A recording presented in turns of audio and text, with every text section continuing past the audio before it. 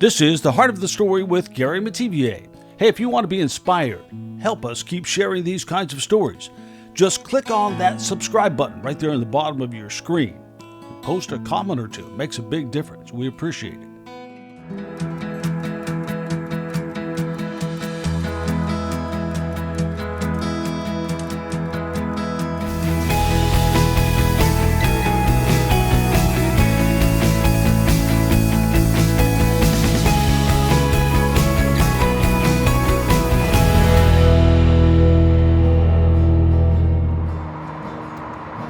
We got the 7 mile mark back there, and I think we're going to be a little short. We're going to have to add something on. Measuring and marking the run route for yet another event. Quietly finding ways to give back to their community. Fred and Kathy Whiteside have a giving spirit that's hard to match. He gets ahead of me and he'll go, like, get up here. And so then I do it to him with the water. Yes, you do. They've spent decades volunteering, countless hours, helping support everything from Race for the Cure to the Quad City Marathon, which they've been part of since the first run more than a quarter century ago. If you don't do it, then the opportunity that I've had to run in races disappears for the younger set. So we enjoy keeping races going and making them top-notch. We did it for the Race for the Cure for 25 years, and every year we wanted to make sure it was the best you could possibly make an event for just, again, a caring, loving experience for many, many folks. But along with that caring heart pumping deep inside Fred, there is a competitive spirit that started with a spark as a little boy.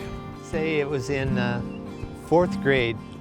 Our school had the all-school, little carnival at the end, and I happened to be on the relay team with the fastest kid in the school, and our team won, so I thought I was a good runner, and so that's how I got started, I guess. What was it about it that got you hooked, if you will? Pole vaulting. I loved pole vaulting.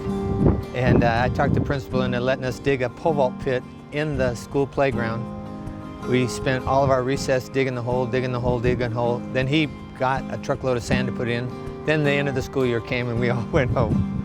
So I did the same thing when we got home. I dug a pit, Dad got me some sand, and anything I could find around the farm, an arm from the corn planter, a stick, vacuum cleaner poles, all those things. So I pole vaulted. That was my favorite thing. Fred would never look back. Well, I guess that's not quite true. He'd watch other racers, some he passed, some passing him, looking back on some life lessons along the way. My freshman year, I was pole vaulting.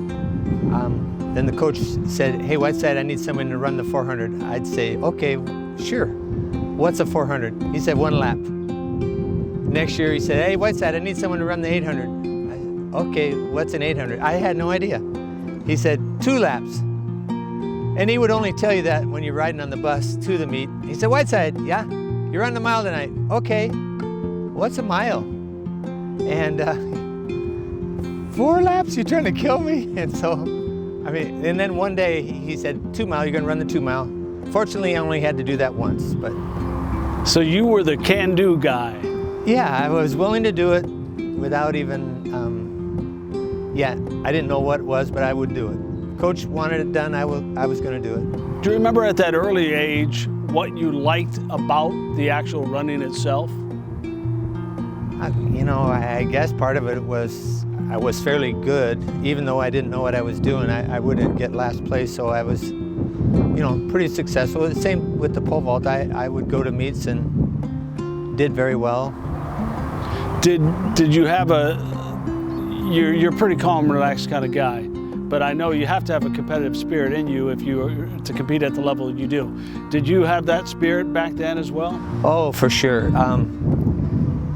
We competed against Winola, and Winola had John Homer, who was very good in the 800, and I would run against him, and most of the time it would be in a relay, and I'd either have a great big lead or he'd have a great big lead, and then we'd battle along back and forth who would get to the finish line first.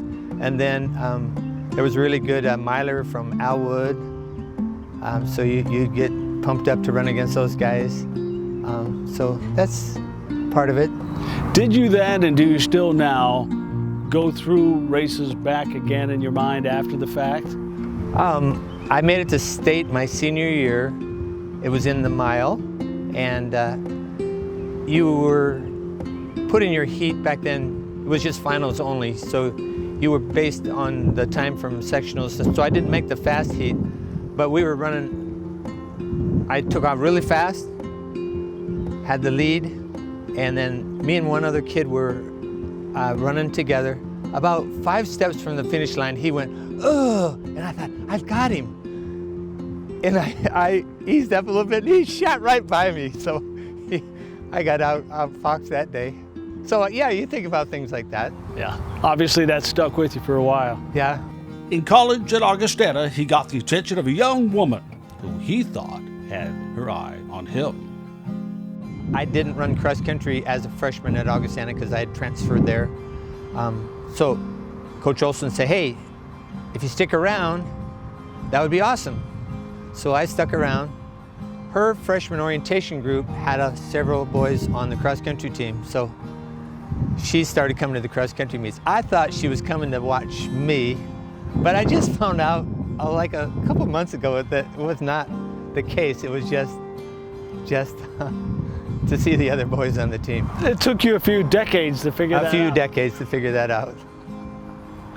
And what did you think about her when you met her? Because she shared your competitive and caring and giving spirit. I think that's rubbed off on me more than I rubbed on her. Yeah, her caring and giving spirit really is her, and I've latched onto that. He went on to a long career coaching track at the same school, and together they lived life, pushed each other to reach their goals. But Fred had one big goal in particular in mind.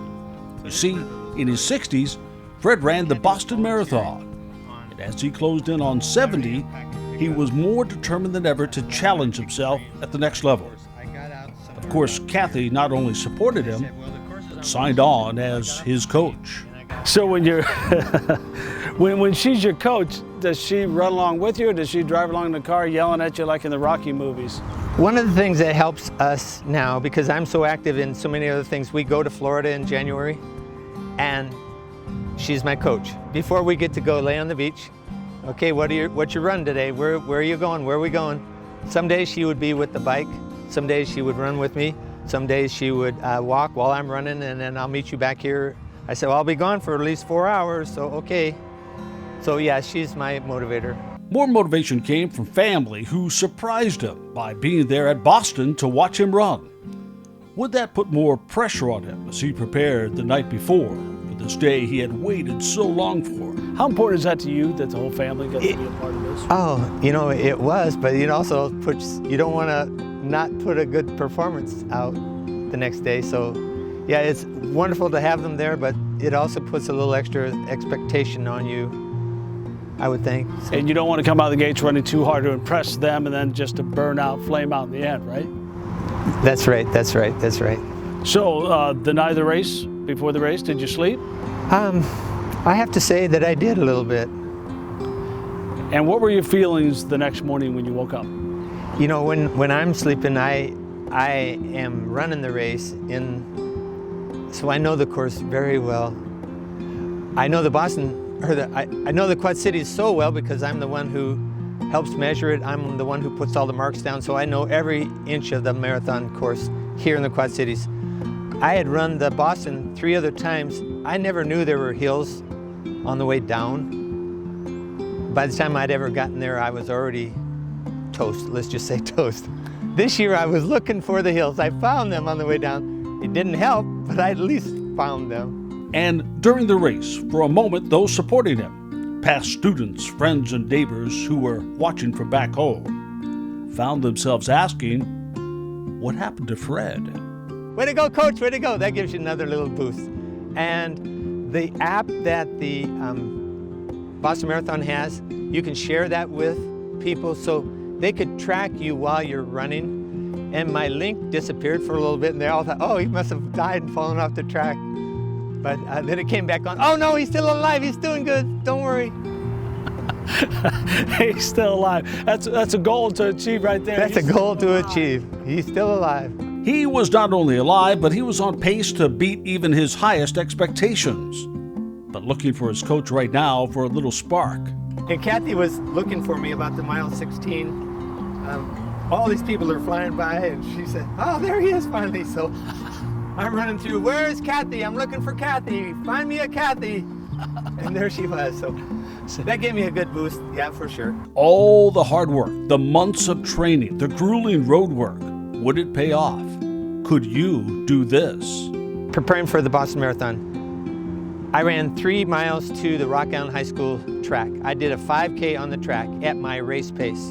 So that's 25 minutes for a 5K. I then ran 3 miles to the Augustana track, did a 5K. I ran 3 miles to the Moline track, did a 5K.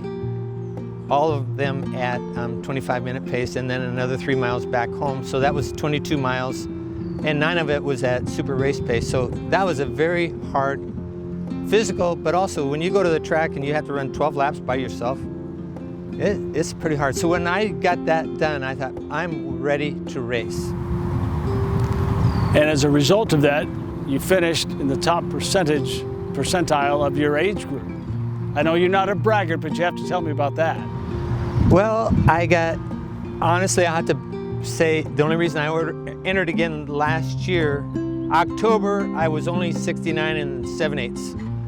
I was 40th or so in my age group, but the 70 group, I would have been 4th. I said, well, that's pretty good. Maybe for another month, I could train a little bit. Maybe I'll be up in that top group. And I did. I turned 70 and I ran faster than I ever had. And I got 10th. And of those 10, I would have been 4th American, and 6 foreigners came. So it was fun. Of course, he didn't cross the finish line alone. Kathy was in his heart, his soul, and yes, right there to celebrate that incredible moment. For more on his running strategy, including tips on training for a major marathon like Boston, listen to our entire interview on the Heart of the Story with Gary Metivier podcast, available on all platforms right now. Listen while you sit at your desk working, or out on your next run, or maybe walk. Inspirational stories of everyday people like Fred and Kathy Whiteside, living their dreams and sharing their talents with others. And a shout out to QCA Pools and Spas and Petersen Plumbing and Heating for supporting important inspirational stories and the people behind them like this.